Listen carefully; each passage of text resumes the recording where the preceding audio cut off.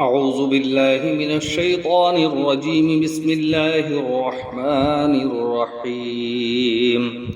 شروع کرتا ہوں اللہ کے نام سے جو بڑا مہربان نہایت رحم والا ہے۔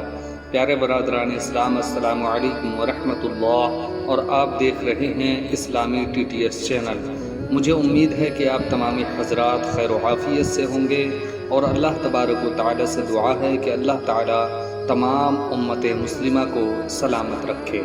میرے پیارے برادران اسلام، اور میں امید کرتا ہوں کہ آپ یہ جانتے ہوں گے کہ اچھی باتوں کو دوسروں تک پہنچانا بہت بڑا ثواب کا کام ہے۔ اگر آپ جانتے ہیں اور ہمارے اس ثواب کے کام میں شرکت کرنا چاہتے ہیں تو ہماری ویڈیو کی تھوڑی سی بھی باتیں آپ کو اگر کہیں سے بھی اچھی لگتی ہیں تو ثواب کی نیت سے ویڈیو کو دوسروں تک شیئر ضرور کر دینا، اور چینل پر نئے آئے ہیں اور اسی طرح کا کنٹینٹ دیکھنا پسند کرتے ہیں تو ہمارے چینل کو سبسکرائب کر لینا اور ساتھ میں بیل آئیکن والے بٹن کو بھی پریس کر دینا، تاکہ ہماری اچھی آنے والی ویڈیو آپ تک پہنچ سکے اور آپ دین اور اسلام کی باتیں سن کر اپنے ایمان میں اضافہ کر سکیں۔ تو چلیے اپنی بات شروع کرتے ہیں۔ پیارے برادران اسلام، آج کی ویڈیو میں آپ لوگوں کو نماز کی جماعت کے متعلق باتیں بتانے کی کوشش کروں گا کہ کن کن حالتوں میں، کن عذروں میں ہم جماعت کی نماز چھوڑ سکتے ہیں، اور انشاءاللہ یہ بھی بتانے کی کوشش کروں گا کہ اکیلا مقتدی یعنی امام اور مقتدی جب دو ہی ہوں تو مقتدی کو کہاں کھڑا ہونا چاہیے اور صفیں کیسی ہونی چاہیے، اس کے متعلق بھی آپ کو مکمل جانکاری دینے کی کوشش کروں گا، جس کا جاننا ہر مسلمان کے لیے بے حد ضروری ہے۔ تو پیارے برادران اسلام، سب سے پہلے ہم بات کر لیتے ہیں کہ کن عذروں سے ہمیں جماعت چھوڑنے کا حکم ہے یا جماعت چھوڑ سکتے ہیں۔ تو سب سے پہلا جو عذر ہے وہ یہ کہ کوئی ایسی بیماری ہے کہ مسجد تک جانے میں مشقت ہوتی ہے، تو اس حالت میں جماعت چھوڑ سکتے ہیں۔ اور دوسری جو وجہ ہے وہ یہ ہے کہ سخت بارش ہو، یا پھر مسجد کے راستے میں بہت زیادہ کیچڑ ہے، یا پھر سخت سردی، یا پیخانہ یا پیشاب بہت ہی تیزی سے آتا ہو، یا پھر ظالم کا خوف، یا قافلہ یعنی کہ جس قافلے کے ساتھ ہم ہیں وہ قافلہ چھوٹ جانے کا ڈر ہو، یا پھر کوئی شخص اندھا ہے یا اپائج ہے یا اتنا بوڑھا ہے کہ مسجد تک جانے سے مجبور ہے، تو پھر ایسے شخص کے لیے حکم ہے کہ وہ جماعت چھوڑ سکتا ہے۔ حکم سے مراد یہاں یہ بات جان لیں کہ اگر ایسی کوئی مجبوریاں ہیں تو پھر ان حالتوں میں ہم جماعت کی نماز چھوڑ سکتے ہیں، لیکن یہ لازم نہیں ہے کہ ان حالتوں میں جماعت چھوڑنی ہی چھوڑنی ہے، یہ ہرگز نہیں ہے، بلکہ ایسی اگر مجبوریاں ہیں تو ان حالتوں میں جماعت چھوڑ سکتے ہیں، لیکن نماز پھر بھی اپنے گھروں میں پڑھنی لازم ہے، کیونکہ نماز کے متعلق ہر شخص کو یہ معلوم ہے کہ نماز اس حالت میں بھی پڑھنے کا حکم ہے کہ اگر شخص ڈوبتا ہو اور اسے تنکے کا سہارا بھی مل جائے تو اس حالت میں بھی اگر نماز کا وقت ہو جائے تو نماز اس وقت بھی معاف نہیں ہے۔ تو یہ تمام باتیں جو میں نے آپ کو بتائی، یہ تمام کی تمام باتیں جماعت چھوڑنے کے عذر ہیں۔ اور عورتوں کے لیے جو حکم ہے وہ یہ کہ عورتوں کو کسی نماز میں جماعت کی حاضری جائز نہیں ہے، دن کی نماز ہو یا رات کی، یا جمعے کی ہو یا عیدین کی، اور عورت چاہے جوان ہو یا بڑھیا، عورت کے لیے جماعت کی حاضری جائز نہیں ہے۔ اسی طرح عورتوں کا وعظ یا مجلس میں بھی جانا ناجائز ہے۔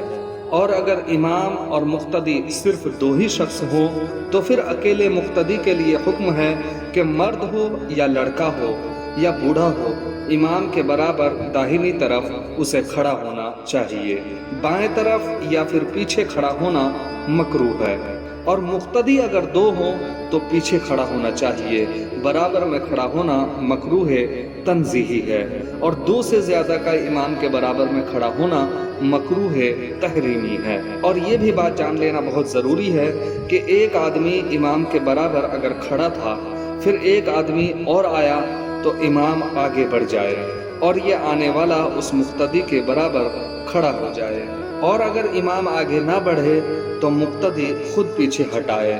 یا پھر بعد میں آنے والا شخص مقتدی کو پیچھے کھینچ لے، لیکن جب مقتدی ایک ہو تو اس کا پیچھے آ جانا افضل ہے، اور اگر دو ہو تو امام کا آگے بڑھ جانا افضل ہے۔ اور صفوں کا جو مسئلہ ہے وہ یہ کہ صفیں ایک دم سیدھی ہونی چاہیے اور لوگوں کو مل کر کھڑا ہونا چاہیے، بیچ میں جگہ بالکل نہیں چھوڑنی چاہیے، اور امام کو سب سے آگے بیچ میں ہونا چاہیے، اور پہلی صف میں اور امام کے قریب میں کھڑا ہونا افضل ہے۔ لیکن یہ یاد رہے کہ جنازے میں پچھلی صف میں کھڑا ہونا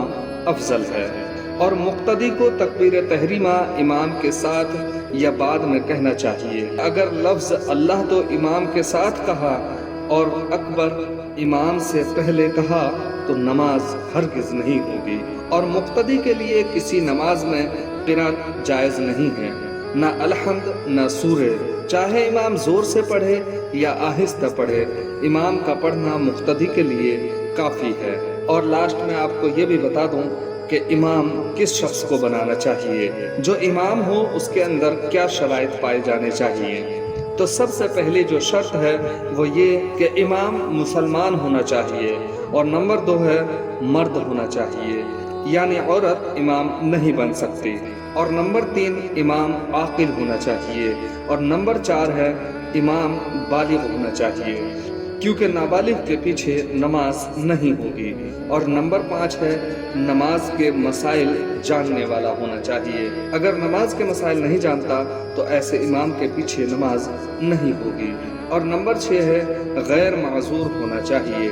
یعنی کہ امام ایسے شخص کو بنانا چاہیے جو معذور نہ ہو، اور اگر امام میں ان 6 باتوں میں سے کوئی بھی بات اگر نہیں پائی جاتی تو اس کے پیچھے نماز نہیں ہوگی۔ تو پیارے برادران اسلام، یہ تھے نماز کے متعلق کچھ مسائل جس کا جاننا ہر مسلمان کے لیے بے حد ضروری ہے۔ تو پیارے برادران اسلام، اللہ تبارک و تعالیٰ سے دعا ہے کہ اللہ تعالیٰ ہم تمام امت مسلمہ کو نماز کے مسائل جاننے کی توفیق عطا فرمائے، اور ہم سے ہماری مسجدوں کو آباد عطا فرمائے، اور اللہ تبارک و تعالیٰ سے دعا ہے کہ اللہ تعالیٰ ہمیں پکا سچا نمازی بنائے، آمین ثم آمین۔ تو پیارے برادران اسلام، آج کی ویڈیو میں بس اتنا ہی۔ ویڈیو اچھی لگی ہو تو ویڈیو کو لائک کرنا، اور ثواب کی نیت سے ویڈیو کو دوسروں تک شیئر ضرور کر دینا، اور چینل کو سبسکرائب کر لینا، اور ساتھ میں بیل آئیکن والے بٹن کو بھی پریس کر دینا، تاکہ ہماری اچھی آنے والی ویڈیو آپ تک اسی طرح پہنچتی رہے۔ تو چلیے ملتے ہیں اگلی ویڈیو میں، تب تک کے لیے